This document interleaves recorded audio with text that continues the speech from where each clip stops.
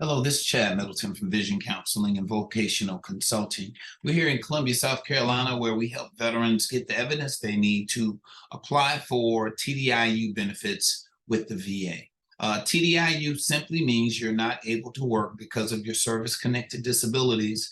And if you're eligible for TDIU and you get the benefit, the VA is going to pay you at the 100% rate, primarily because you're not able to work.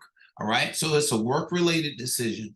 And as a vocational evaluator, professional vocational expert, we give you the evidence to support you not being able to work should you have limitations associated with them that eliminates work in the national economy.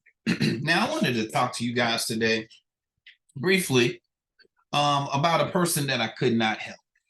Okay, a veteran that I could not help. Typically, when you go through an assessment with us, we have to determine whether or not we can help you or not. And this is a veteran that I could not help. And I wanted to put this out so that you guys know that we talk to many veterans all the time. And we talk to veterans all the time. And sometimes we're able to help them. Sometimes we're not able to help them. But this is a person that we couldn't help. This person was rated, 90% disabled. Now, when you hear 90%, you're like, oh my goodness. Okay.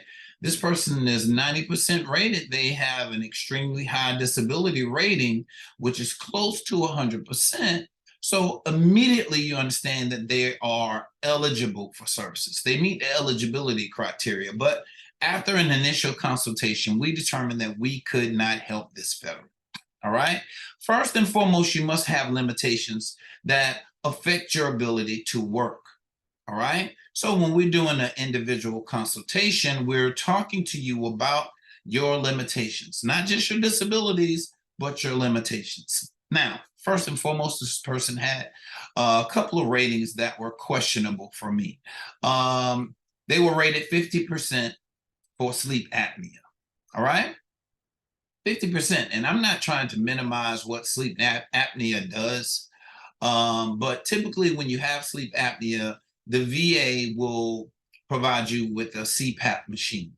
All right. That CPAP machine is supposed to alleviate the symptoms associated with sleep apnea. Now, there are cases where the CPAP machine does not help alleviate the symptoms, but there's no higher rating for sleep apnea that I'm aware of than 50%. So that's a major condition.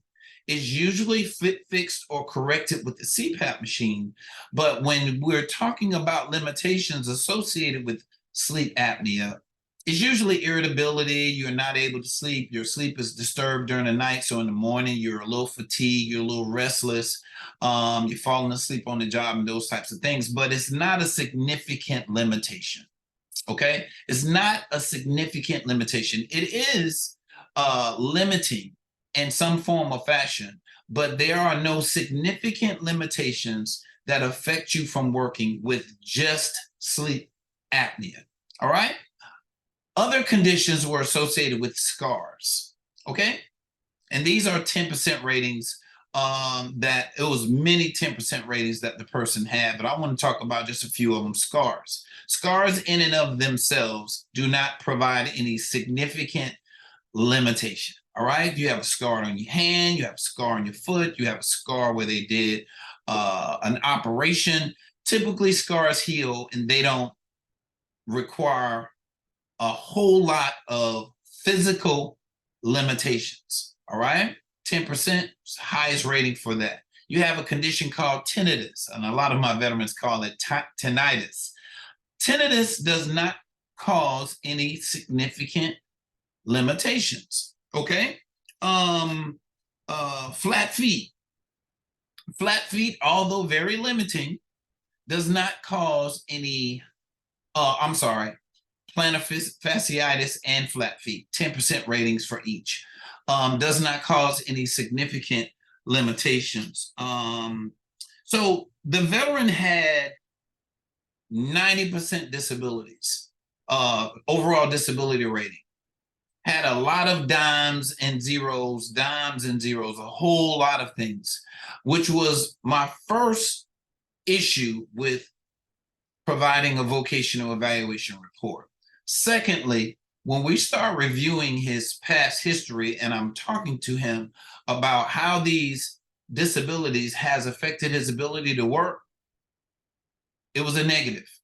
The veteran had 20 years on the job, no issues with these conditions, no provisions to the workplace, no workplace accommodations, no days missed from work. Just a very well put together work history, a 90% overall disability rating, but no significant limitations that would suggest that he's unemployable. Although he meets the age, he's 60 plus years old. He didn't have anything significant that would point to his disabilities and their limitations affecting his ability to work. His age and retiring from work were primarily his reasons for wanting to get TDIU and not working. In this particular case, I couldn't help the veteran. Okay. Although I would love to do a vocational evaluation report on him, I'm a businessman. This is what I do for a living.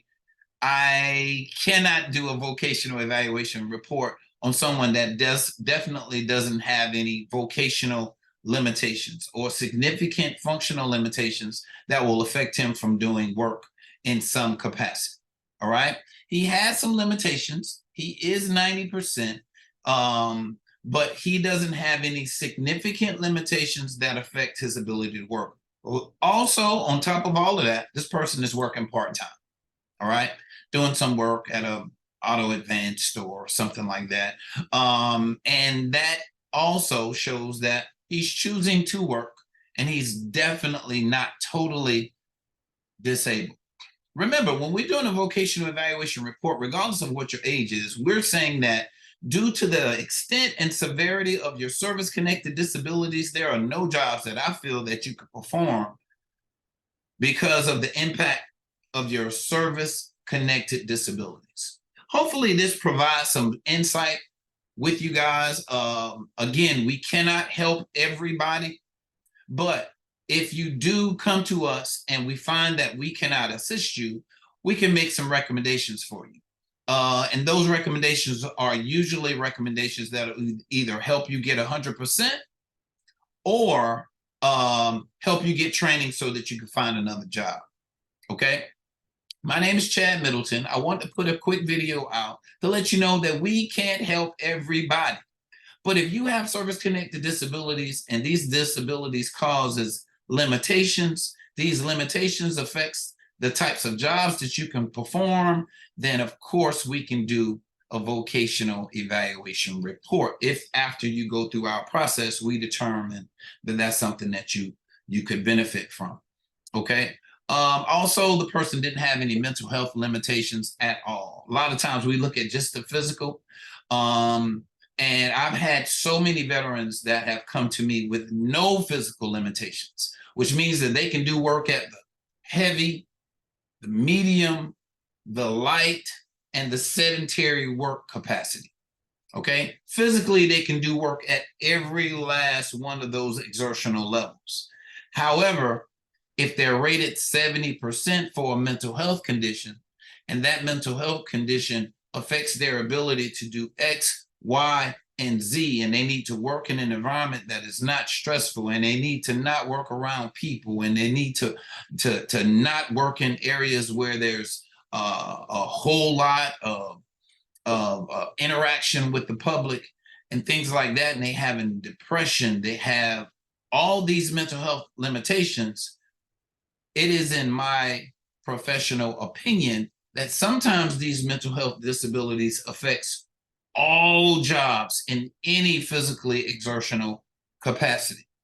And I'll be willing to put that in a statement for your vocational evaluation report, okay? Because vocationally, I look at your disabilities as it pertains to employment, okay? So the VA may say, yes, you have this condition, but we feel like you're able to do sedentary work. As a vocational evaluator, I look at what sedentary work actually is and determines whether or not that's true or not. Okay, so if you've been given a denial letter or something from the VA about your inability to, or you were denied TDIU benefits, contact our office, give us a copy of that denial letter, and let us address how your limitations affect your ability to work, and resubmit that appeal to the VA to have them to go with the report, because you have an expert vocational evaluator stating that you can work, or are they going to override the expert's report? That is the position you put the VA in. The VA would have to override the vocational evaluation's report in order to deny you benefits. So if you need a vocational evaluation report that is very difficult for the VA to just overlook, you need to contact our office. Our number here is 803-563-5087, or you can visit us on the web at www.vcandvc.com. You can look at the type of work that we do and how we help our veterans, and you can even contact us for individual consultation. Consultations are individual, where you talk to me individually, no matter where you are in the United States. You will talk to me about your limitations, your degrees, your work experience, and things like that.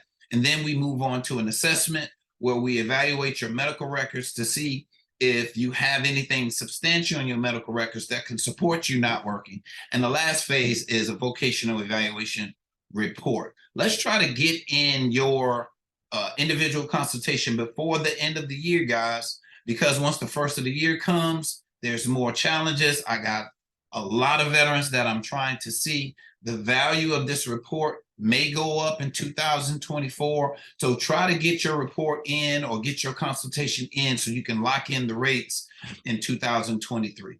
Okay, God bless you. Get in contact with us at your earliest convenience.